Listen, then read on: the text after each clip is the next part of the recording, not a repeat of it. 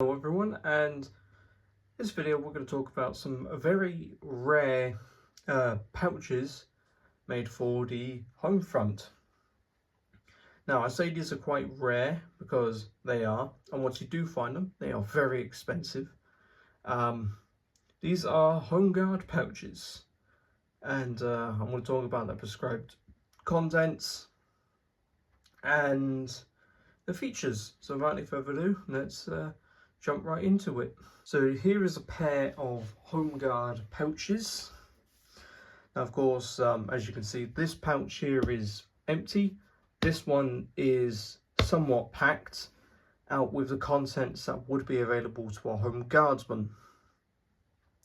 So basically these pouches were made in 1941, weren't officially mass produced until about 1942.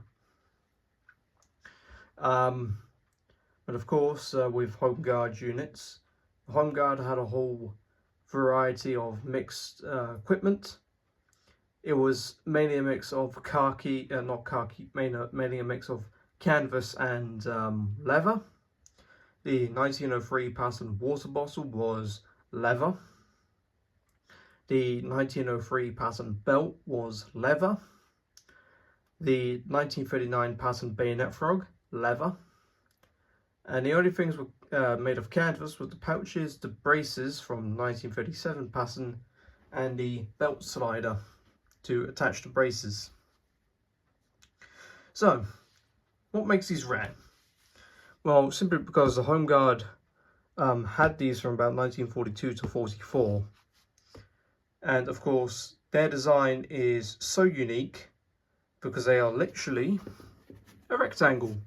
They are a rectangle with a press stud right in the middle, with a brace attachment on the end. That is literally what they are.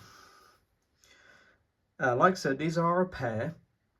These are both dated MW&S 1942, and yeah. So the features of them. So they may look like standard 1937 pattern pouches, or even utility pouches, because of how far this flap is here. Of course, you've got this standard buckle. That would be on 37 pattern as well. So you can take the brace and the L straps for the haversack. The HomeGuard would be issued 1937 pattern haversacks, but not as common as the HomeGuard haversack.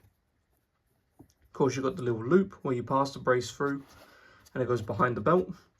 Of course, you've got your two loops for the 1903 pattern belt. Of course, you've got a press stud.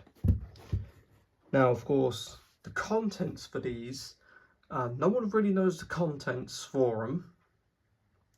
And after doing a little bit of searching on forums and Wikipedia, or not really Wikipedia, but the internet, this is what I've devised from the contents. So I will show you the contents of this pouch right now. So here we have one HomeGuard pouch, and it's built the exact same as the other one. You know, belt fittings, brace attachment, you know, the whole kit and caboodle. But basically, the contents for this, if you was a rifleman in the HomeGuard with a P14, M1917, Springfield, Ross rifle, or even an SMLE, if he was a bomber, this would be the contents.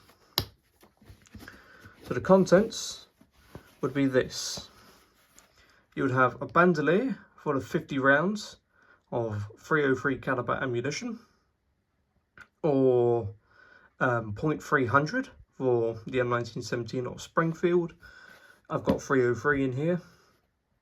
And in these front loops here, you can have two charges of .303 caliber ammunition. These are just drill rounds. The HomeGuard wouldn't have drill rounds, but obviously it's just helpful to pack it out with something. And as you can see, that is basically the contents of the HomeGuard pouch.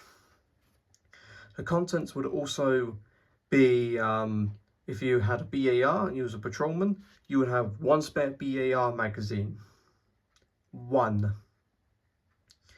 But however, I do not know whether if the magazines for the Thompson machine carbine would fit in here. I'm using the term machine carbine, really just Thompson submachine gun. I don't know whether the 20 round magazines would fit in here, or unless you would have to have the 1939 or 37 Passen pouches. But really that's just the contents for the Home Guard rifleman. So again, Bandolier 303, and you would have 2 charges in each pocket, each one of these loops. So you would have 50, so 50 rounds, you would have 60, you would have 70, so you would have 170 rounds in one pouch. Now, let's say if you had multiple, if you had a spare bandolier, another bandolier, and 4 more charger clips, you would carry about 140 rounds on your person. But however, due to shortages, the Home Guard would probably not get that. So let's read the contents of the Home Guard pouch. Now, of course, the Home Guard pouches were used, of course, by the members of the Home Guard. Of course, you might remember in Dad's Army where they used binocular cases instead of these. That just shows how scarce these were, because Dad's Army was in the 60s up until 1977, and they had binocular cases, and of course these are quite hard to get a hold of. I was lucky to purchase these. I had to pay a good fortune just to get them, but you know what, they're well worth the price. Companies that do make them is Soldier of Fortune, and there is actually Richard Knight, I believe that's his name. He does make these, but I believe he converts utility pouches to Home Guard pouches. So that's just really a rundown of the Home Guard pouches and their contents. So then, I hope you did find this video informative and enjoyable about the Home Guard pouches. These are really quite a unique topic. No one has ever done a video on YouTube. I believe I'm the first person to actually do a video about the Home Guard pouches. And other than that, until then, like, comment, subscribe, turn on notification, and until then, bye for now.